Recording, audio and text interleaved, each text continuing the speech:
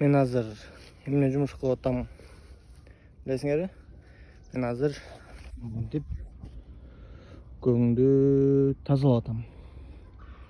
Мындай кылып ээлеп. Бул көң негизи жөн эле көң эмес да. Бул жанагы кумурскалар бар го. Кумурскаларды майдалап койгон көң бул. Бул көң өлө күчтүү көң болот. Жерге мындай себеп койсоңор аябай күчтүү болот. Картошка, пияз, помидор аябай жакшы өсөт да могу нерседечи. Ошондой туугандар. Мындайды негизи сатып алсаңар болот. Мал баккандар өзүңөр эле үйдө ошон биогумус деп коет.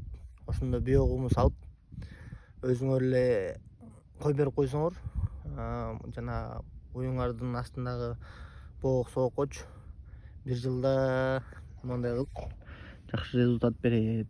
Муну себеп койсоңор же мунун үстүнө эле эжелер, жеңелер, апалар могу эле топурактын үстүнө гүл отургузуп койсоңор аябай жакшы болуп өсөт.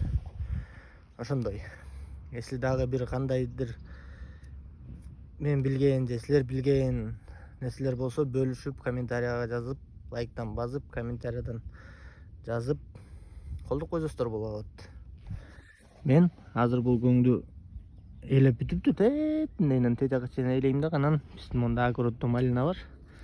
Ошол малинага полностью себип чыгам. Ошондой туугандар.